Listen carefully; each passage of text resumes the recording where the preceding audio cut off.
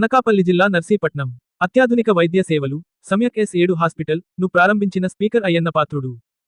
స్థానిక RTC complex వెనుక నూతనంగా ఏర్పాటు చేసిన సమ్యక్ S7 మల్టీ స్పెషాలిటీ హాస్పిటల్ను ఆంధ్రప్రదేశ్ శాసనసభ స్పీకర్ చింతకాయల అయ్యన్న పాత్రుడు ఆదివారం ఘనంగా ప్రారంభించారు.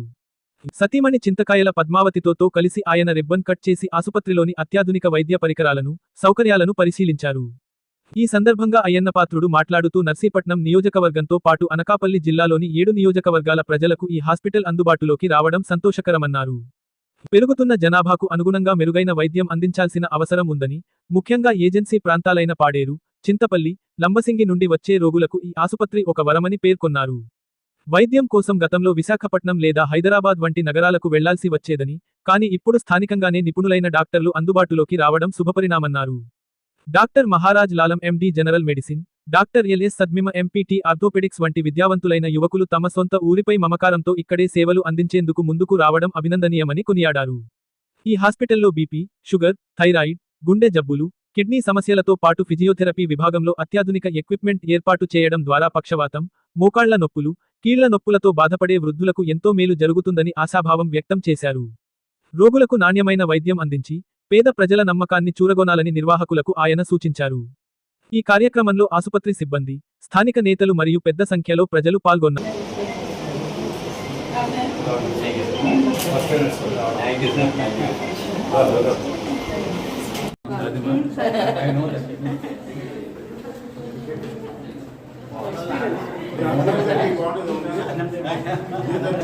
ఎక్కడంటే మా తెచ్చాను.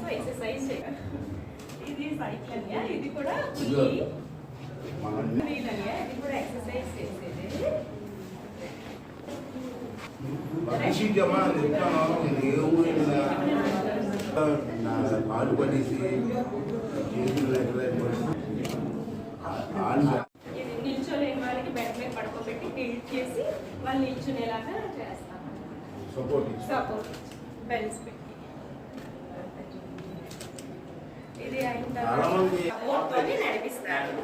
మాన్యువల్ గా బెల్టే ఉండదు. కొంచెం ఈ రెండు చేసిన తర్వాత ఇది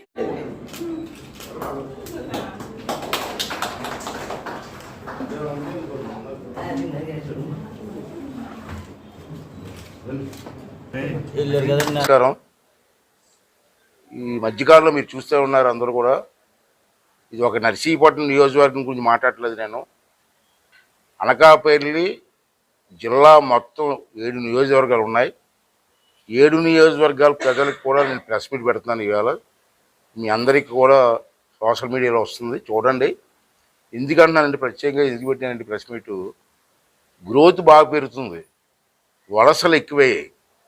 అందరూ ఉద్యోగరీత్యా కానీ వ్యాపార రీత్యాలు కానీ రకరకాలుగా ఈస్ట్ వెస్ట్ కృష్ణా జిల్లాల నుంచి కూడా వచ్చి పొలాలు కొనుక్కొని బ్రహ్మాండ వ్యవసాయం చేస్తారు. గ్రోత్ పెరుగుతుంది, జనాభా పెరుగుతుంది.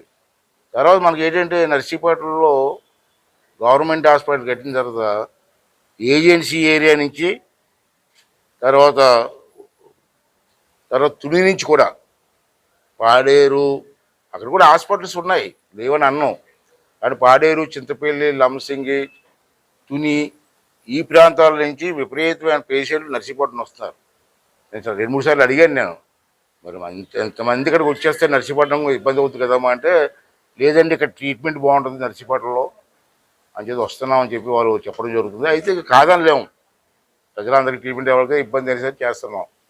అది మధ్యకాలం నర్సీపట్నంలో కూడా చాలా ప్రైవేట్ హాస్పిటల్ వచ్చాయి, చాలా మంచి డాక్టర్లు వచ్చారు. ప్రైవేట్ హాస్పిటల్లో కూడా బాగా చదువుకున్నటువంటి వ్యక్తులు వాళ్ళు నర్సీపట్నంలో ఆల్ డిపార్ట్మెంట్స్లో ఉన్నారు. అలాగే ఈరోజు మళ్ళీ మనకి కొత్తగా ఈరోజు ఇక్కడ హాస్పిటల్ ఓపెన్ చేయడం చాలా ఆనందదాయకమైన విషయం. ఎందుకంటే చాలామంది వయసు మళ్ళిన వాళ్ళకి ఈ హాస్పిటల్ చాలా అవసరం నేను భావిస్తాను. అని నాకు మెడికల్ సైడ్ నాకు పెద్ద నాలెడ్జ్ లేదు, కానీ రకరకాల మనుషులు చూస్తాను కాబట్టి వయసు మళ్ళిన కొద్ది రకరకాల కాళ్ళు నొప్పులు కానీ, ముడుకుల నొప్పులు కానీ, భుజాల నొప్పులు కానీ, మెడ నొప్పులు కానీ వస్తూ ఉంటాయి. ఇవన్నీ ట్రీట్మెంట్ చేయాలంటే దీనికి అనుభవం ఉన్న డాక్టర్లు కూడా, ఈ సబ్జెక్టు అనుభవం ఉన్న డాక్టర్లు కూడా కావాలి. అంటే నాకు చాలా చాలా సంతోషం ఉంది ఇవాళ. అందుకే ప్రత్యేకంగా ఎక్కడికి వెళ్ళకుండా ఓపెన్ చేయడానికి వచ్చే కారణం ఏంటంటే ఇది సమైక్య S7 అని చెప్పి ఒక పేరు పెట్టారు. దీంట్లో బీపీ దగ్గర నుంచి షుగర్ కానీ, థైరాయిడ్ విషయాలు కానీ, విషజ్వరాలు కానీ, గుండె జబ్బు కానీ, శ్వాసకోశ వ్యాధులు కానీ, ఆయాసం కానీ, ఇక్కడ మెయిన్ పక్షవాతం కానీ, మామూలుగా సహజంగా కిడ్నీకి సంబంధించిన కానీ, లివర్ వ్యాధులు కానీ, దీర్ఘకాలిక వ్యాధులు కానీ, అయ్యో ఫిజియోథెరపీ అంటాం. ఫిజియోథెరపీ నాకు అదే ఎక్కువగా నర్సీపట్నంలో ఉండాలని కోరుకున్నది. నేను విలేజ్లు తిరుగుతున్నప్పుడు చాలామంది కలుస్తున్నప్పుడు నడవలేని పరిస్థితి, ఈ ముడుకుల నొప్పులు, చేతులు కూడా ఫ్రీగా తిప్పలేని పరిస్థితి, భుజాల నొప్పులు, పడుకుంటే ఎవరైనా తోడుంటే కానీ లేవలేని పరిస్థితి, ఇవన్నీ కూడా ఈ హాస్పిటల్ చాలా ఉపయోగపడుతుంది. ఉంది ఇప్పుడు లాస్ట్ టైం నుంచి ఉంది ఇది, కానీ ఇంత ఎక్విప్మెంట్ లేదు. అంచేత మన డాక్టర్లు వీళ్ళందరూ కూడా ఇద్దరు వచ్చి ఈ ఊరు వాళ్ళు, రమణ మహర్షి గారి కుటుంబం, డాక్టర్లు అందరూ బ్రహ్మాండంగా చదువుకున్నారు. పిల్లలు చదివితే ఎంత ఆనందంగా ఉందంటే ఉదయం నాకు అంత ఆనందంగా ఉంది. బాగా చదువుకొని ఎక్కడో విశాఖపట్నంలోనో హైదరాబాద్లో పెట్టకుండా ఇది నా సొంతూరు, నేను పుట్టిన ఊరు ఇది, ఇక్కడ నేను సేవ చేస్తామని చెప్పి రావడం గొప్ప. ఈరోజు ఎవరు ఉన్నారండి హాస్పిటల్ పెడితే హైదరాబాద్లోనే విశాఖపట్నంలో 4 డబ్బుల కోసం వెళ్ళిపోతున్నారు.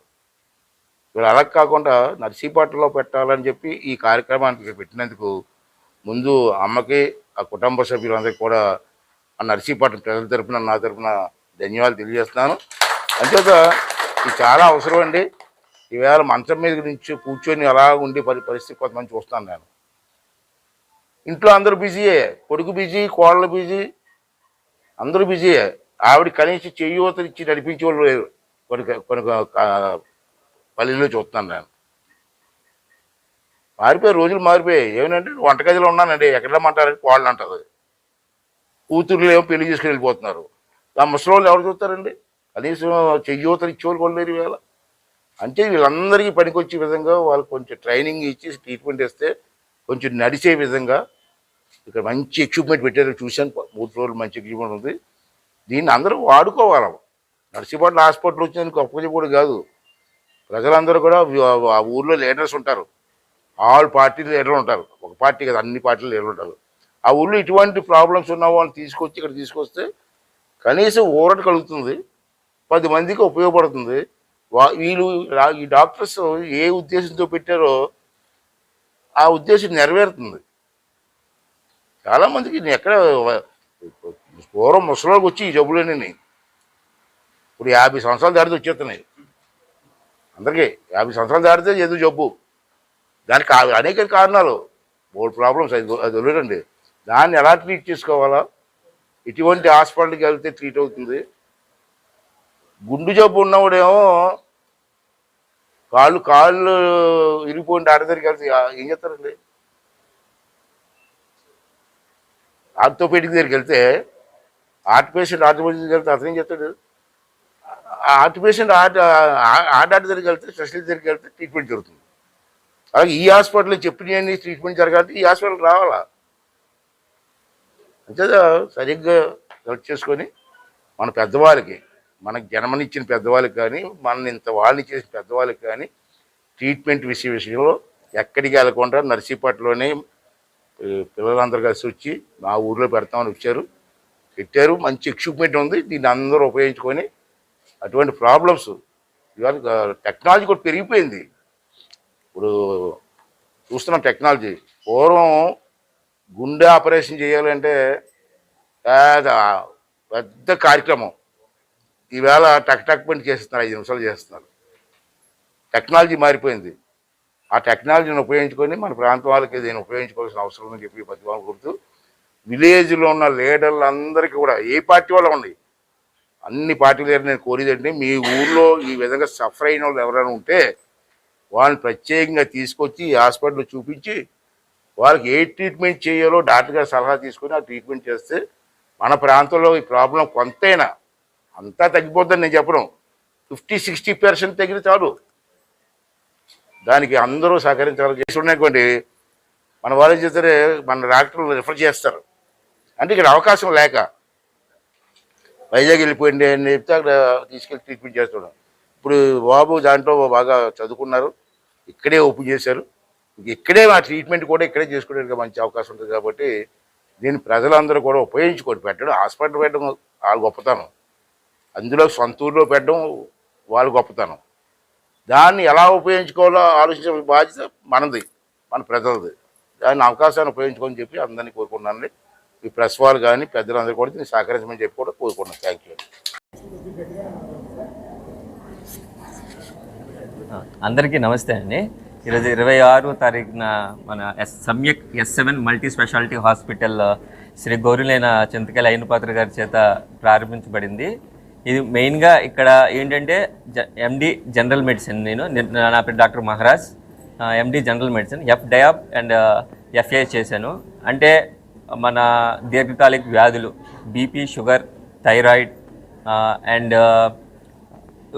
గుండెకి సంబంధించిన వ్యాధులు, లంగ్ రెస్పిరేటరీ డిసీజెస్ అండ్ దీర్ఘ వ్యాధులు అన్నీ, అండ్ అత్యవసర కేసులు, ఓపీ పాయిజనింగ్, స్నేక్ బైట్స్, ఏ రకమైన పాయిజనింగ్ ఎమర్జెన్సీ కేసులైనా ఇక్కడ చూడడం అవుతుందండి. మనం క్యాజువాలిటీతో పాటు మన ఐసీయూ ఒకటి స్టార్ట్ చేసాము.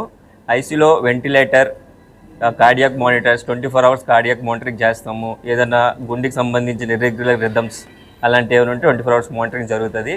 అండ్ ఆక్సిజన్ సపోర్ట్ 24 hours ఉంటుంది.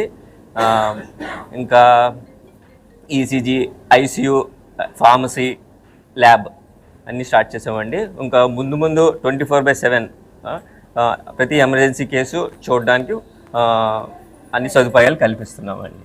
థ్యాంక్ యూ అండి. Thank you so much. నమస్కారం, నేను doctor LS Sadima, physiotherapy, senior physiotherapist in Narsipatnam. గత 21 సంవత్సరాలుగా మనం ఫిజియోథెరపీ సేవలు అందిస్తున్నాము నర్సీపట్నంలో.